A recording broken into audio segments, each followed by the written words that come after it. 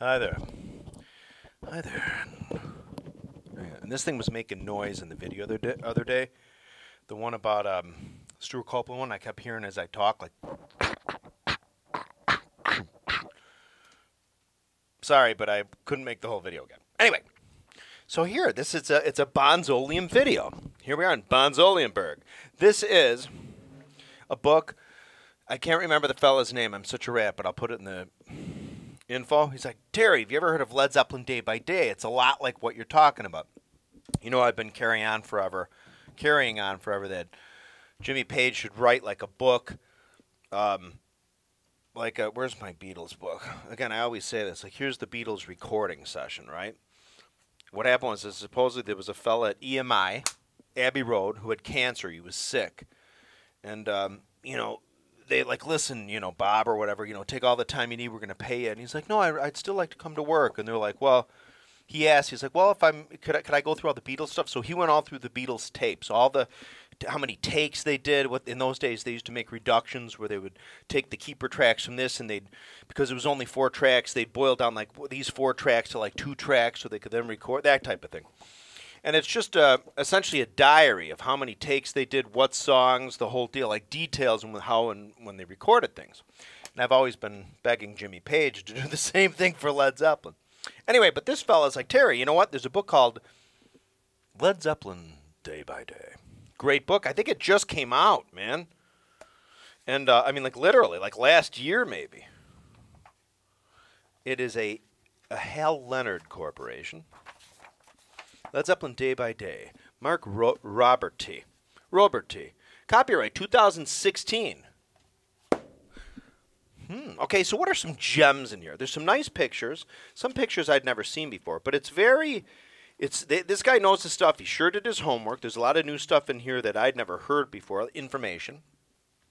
Namely, like reading on the concert. One of the last concerts they ever did in Germany, 1980. July 1980. June or July 1980, and well, let's see if I can find it here. This kind of stuff is really cool. It's at the last tour, and this is, for example, I would like to say this. So, here we go. July 1980, 2nd of July, 1980. Ice the Stadion, Mannheim, Germany. Okay, 7:30 p.m. It says the set list, and it says Led Zeppelin are almost on autopilot tonight, putting in a very average show. The band are not in a good place, and it show. I mean, this is in context. Don't judge the author by saying that. But here we go. So check this out. There's a point in here where the show isn't going well. Like they feel like it's like the audience really isn't into it. And then, here we go. Yeah, right here. Here we go. This is what I'm talking about. 24 June 1980. Those crazy Europeans, they always put the date before the month. So if you see like 6/8/2016, it's August 6th. It's not June 8th, okay? Anyway, June 24, 1980. Messehallele, Hanover, Germany, 8:30 p.m., Again, June 24, 1980, another low-key show. Plant is not happy with the apparent ambivalence of the crowd. He can clearly be heard saying off mic, Hanover, fucking horrible place, before the band play in the evening. The show is not a disaster, though, with fine performances on Since I've Been Loving You and All My Love. Plant tries to get John Bonham to play Moby Dick as a way of livening the crowd, but all to no avail as Bonham refuses point blank. No way, mate, no way. I'd never heard that before. I mean, this is a really neat book. So he goes through this fella talking about all that when the shows were, what time they happened, what they played, what the reception was like. That's on the show end, right? The songs they played, that kind of thing. But then also studio-wise. So like studio, of course, it's not, how many takes they did of, Jamaica or whatever, and, what they kept if there's an edit or anything. But it's as far as recording goes. See, this is what I get for being so prepared. I make these at the last minute, these videos. I'm like, I mean to make that video. Okay, so here we go. So for recording, like for example, 1969 recording sessions. Led Zeppelin 2 recording sessions. April 10th, 1969. August 30th, 1969. Olympic Sound Studios, Studio 1, 117 Church Road, Bonds, London, SW13, England. Here we go. 14 April to 19 April, 1969. Here they are. They're working on some stuff. Here we go.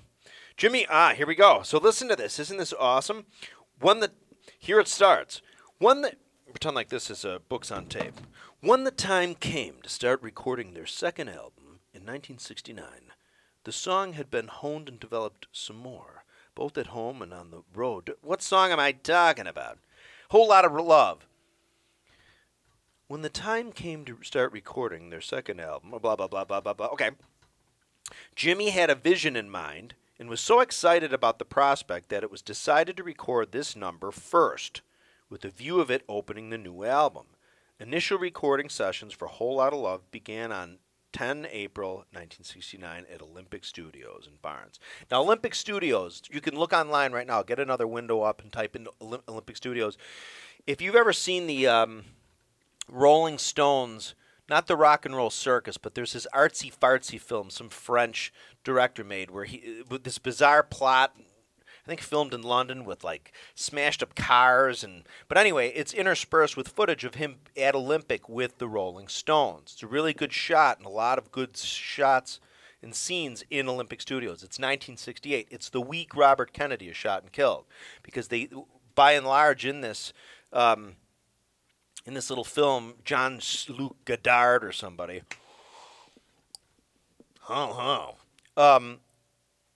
They're recording Sympathy for the Devil. And as they're going through these different takes, you can hear they try this rhythm and that rhythm, and finally they settle on what I said Kenny Jones. What the hell is the Stones drummer? I'm such a skull. Charlie Watts, for the love of God. And then they have that other fellow playing congas. Anyway, the first few takes, like most of the movie, they're going through. He's like, when he gets to shout it out, who killed Kennedy? That's what he says almost up until the very end. By the time they do the last take where the song's almost done, you can hear him say, they shouted out, who killed the Kennedys? It's like the week Sir Robert must have just died.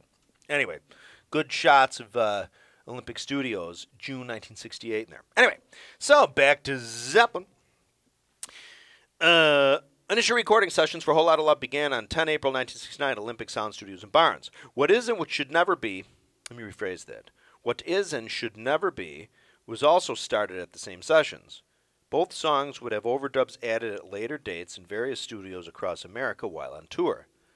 Jimmy chose Studio 1 at Olympic, as he had done for the first album, the larger of the two studios at Olympic that used an 8-track recorder so that the drums could be mic'd properly for stereo. Jimmy really wanted the drum sound to stand out, allowing every stick stroke to sound clear and natural. He knew that if the drums, you know why I'm having a problem with this? I'm normally a good reader, talker. What the hell are my glasses, man? I mean, I'm as blind as a BAT. Well, that's going to have to do because I don't know where the hell my glasses went. Wah, wah. Anyway, back to the good stuff. He knew that if the drums were recorded properly, the band could lay in everything else. The drums needed to sound impressive and dynamic, but the studio had a wooden floor rather than cement. To avoid any drum movement from transmitting rumble across the wooden floor to other mics, George Chickiance, who was the engineer at the session, placed the kit on a platform about 1.5 feet off the wooden studio floor. He hung a stereo mic on an 8-foot boom above the drums along with 2 distant side mics, which gave the tom-toms edge. Which I'll tell you from my experience also too gives a great sound to the cymbals at a distance. They sound psh, okay? Anyway, he also placed a huge AKG D30 mic about 2 feet from the bass drum. Okay? Now I will say this. They don't really say this here. But Glyn Johns used to do that. Glyn Johns used to set up, actually I think a lot of engineers maybe used to set the drums up sometimes on a platform. But what that platform does too is when drums are on a platform, like if you ever played your drums or you see a band on a shitty stage that's made of real thin plywood and stuff, you'll notice the drums sound beefier because the whole platform that everyone is on playing is actually vibrating. it makes a bigger sound. I mean, I guarantee you that's, the trick. A lot of the trick to Bonham's sound is putting the drums on probably not necessarily that substantial raised. You might build, it might be this far off the ground or this far, maybe plywood just enough to hold the kit. And I think you just get a fuller, more resonant sound, like people might say in tom-tom Resonanceville. If you set it on a concrete floor, that's kind of cool. You get the reflection of the concrete, but the drums really are sort of just sitting there. It'd almost be like a non-isolation mount in a tom. But if you put the drum set up on a wooden platform that gives, that's kind of the same, metaphorically, the same thing as putting a tom-tom on an isolation mount. They're not totally isolated, but the whole drum kit can sort of move and vibrate, as will the platform the drums are sitting on. There's actually a good picture of Glyn Johns recording the Eagles, a shot of them doing the first or the second record in England at Olympic. And you can see in these, they're right online. If you type in the Eagles Don Henley Olympic recording, or Glyn Johns, you'll see Don Henley's patent, that kit he had, I think it was a 24, 13, 16, 18, maybe a 22, but it was a thermogloss, except that it was a walnut color. It wasn't the blonde maple. Don Henley had that kit, Keystone frickin' badge, too, God love him. Anyway, so you can see that there at Olympic. And also I saw other pictures when they were recording The Who at, I think it's Rampart? No, that's Emergency One. Rampart. Rampart, we have a gunshot victim, blah, blah. Yeah, give him 3 things, a D5W, as my brother would say. Rampart Studios. You can see Keith Moon's drums up on a platform, too. Try that next time you're in the studio. If you want a more live sound, build yourself. Get some plywood, get some 2x4s. Might cost you $80 in lumber, and slap one of those babies together. Listen to how your drums sound on that. I'm serious. Anyway, so he also placed a huge AKG D30 mic about 2 feet from the bass drum. Moving on, Robert Plant was placed in a vocal booth to better isolate his vocals. He was in great form, adding little asides to see if they would work. Robert referenced Willie Dixon's You Need Love lyrics, while eventually resulted in Dixon, I don't know why the hell I can't read today. I think I really need my glasses, but you know what? I can't find them. I can't believe they're not here. Gosh darn it. Where the hell did they go? Oh, there they are, for the love of God. Let's see if I can read it better now. Okay. He was in great form, adding little asides to see if they would work. Robert referenced Willie Dixon's You Need Love lyrics, which eventually resulted in Dixon having a songwriting credit. Everyone was pushing themselves to the limit. The whole band was in very creative phase. When it came to the freeform section, Jimmy detuned the strings on his Les Paul and used some theremin for the eerie sounds. What I'd be really curious about Whole Lotta Love is if they looped, when Bonham's hi-hat, he's essentially just going, but you know the sound your cymbals make on the up kick? Hear that? Not the bottom cymbal, but that key. For the love of God. With the little delay in there and some, tube or spring or plate reverb. But it'd be really interesting to see if they just had him play that and then maybe just loop the tapes. They did that sometimes even then. And then overdubbed on everything that and then inserted the front end and the back end, like Moby Dick. You've heard Moby Dick. They sit and they record the intro for Zeppelin 2, and then he counts off for a second, and then they do the outro, and then he plays a huge drum solo for a while. Jimmy Page sat and cobbled it together and then made the studio version of Moby Dick. I'm wondering if it's the same thing. That's one thing I'd love Jimmy Page to address in his set of the Beatles recording sessions, the Led Zeppelin recording sessions. Alrighty. Rough mixes were made, and the tapes were then taken with Jimmy Page to the U.S. in April to June 1969, where Led Zeppelin would be touring. And I do know in May of 1969, it says April to June 1969, in May of 1969, they played the Kinetic Playground.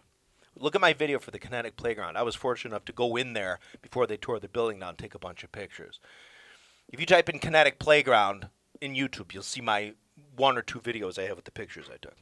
And one of my original songs. All right. Where Led Zeppelin will be touring, blah, blah, blah. In Los Angeles, they mainly used Mystic Sound Studios and A&M for recording additional songs and overdubs. The criteria for the studios used was that they had to be an 8-track facility. They also popped into R&D recording studios before playing a gig in Vancouver on 10 May 1969. Now, hang on a second here. Quantum and Gold Star Studios in Los Angeles were also used, but Page was unhappy with the sound and scrapped the sessions. But there's okay. Jimmy Page and Eddie Kramer really showed how great they were at what they did. The album was recorded on the move at multiple studios with very different sounds, yet because of the mixing process, the album sounds whole, like it had all been done at one studio. The recording console at A&R was fairly primitive, having only 12 channels with old-fashioned rotary dials to control all the track levels instead of the usual sliding faders. Old-fashioned rotary dials, well, I guess that's just like what we call a dial or a knob, right? Okay. There were just 2 control knobs which were used to send the sound from left to right channels. Stereo. Like the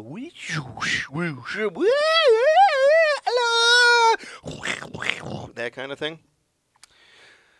Something unexpected. I haven't read this yet, honestly. What it is when you hear way down inside, woman, there was a mistake. That didn't mean for that to happen. I'll bet that's what they're talking about. Something unexpected happened during the mixing of Whole Lotta Love at A&R Studios. When Jimmy and Eddie listened to the playback where Plant wails the iconic Way Down Inside, Woman, You Need Love, they heard a faint-voiced Plant singing the lyric before the master vocal track. Turns out Plant had recorded separate vocals on 2 different tracks. So even when the volume was turned all the way down on the track they did not want to use, his voice had been so powerful that it ended up bleeding through the console onto the master. The magic here is that it sounds like it was meant to be that way. A glorious mistake. Isn't that totally cool? Okay, for you guitar people, Jimmy Page was now using a 58 Gibson Les Paul Standard through a Marshall stack. He also occasionally used a couple of electric 12-string guitars, one a 65 Fender Electric 7 and the other a 67 Vox Phantom 12. For effects pedal, he used a Solus Sound tone bender. What would MK2, like in Roman numerals? MK 1000, what is K in Roman? I don't think K is a thing in Roman numeralsville. I don't know. And a Vox Crybaby, both of which were modified by Roger Mayer, who had worked wonders for Jimi Hendrix. Anyway, this kind of stuff, man. Now, what I'm saying is this is great. This is awesome. But it would be great, like, okay, bring it on home. 13 takes were made. The reduction was made out of take 1 was deemed the best. They used that. They might have taken a little piece of take 7, put it in there. They overdubbed the bass again. They added this. They added that. They did this. They did. That's the kind of stuff I'm talking about. So it looks like at Mystic Sound, they did the Lemon Song, Moby Dick, and Bring It On Home.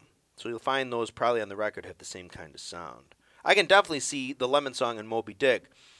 You can really hear that Bonham's Kid is like set up in the same place with this. It's not. I know not so much for Bringing On Home off the top of my head, but I know Moby Dick and the Lemon Song sound really same recorded, kind of like When the Levee Breaks and Misty Mountain Hop. When I hear those recordings, you can tell the drums were set up in the exact same place. Anyway, Quantum Recording and A&M. So Quantum Recording Studios and A&M Studios, both in California. They did Whole Lotta Love. Well, at least the main part of it here. You know what I mean? Wow. Heartbreaker at A&R Studios in New York. At Groove Studios, they did Ramble On and What Is and Should Never Be. At Juggy Studio Sound, 265 West 54th Street, New York. On the 2nd of June, 1969, they did Ramble On, the overdubs and Masturbate. Mayfair Recording, they did Moby Dick. Various drum solos were recorded, which were later edited to make a master by Eddie Kramer and Jimmy Page. Actually, it just says Eddie Kramer, but I've read in interviews where Jimmy Page is like, I did it. I did it. All right. So it's pretty cool, man. This is a great book. If you get a chance, get this. It just came out, apparently. I think I got this used on Amazon for like $13 or something. It looks brand new. But isn't that awesome? And they talk about, like with the studios they went to. It's not super specific. This is specific enough, I think, for most Zeppelin fans, or even.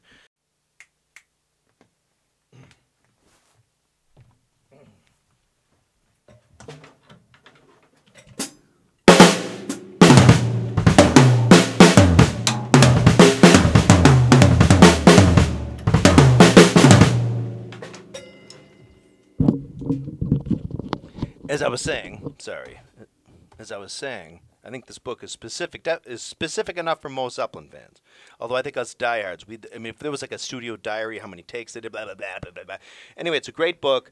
The picture right on here is Robert Plant as the band taken at Earl's Court. Okay, this is May 1975. Their last concert in England until Nebworth in 1979. They were having tax issues. The British government was taking, I think, on every dollar or pound earned above like 30,000 or something, the government took like 88%. Think of that tax rate. Anyway, but this is a great shot. I don't think this is a stage picture. I think they're actually playing, and Plant just happened to look down. It's a perfectly staged, perfectly set up picture.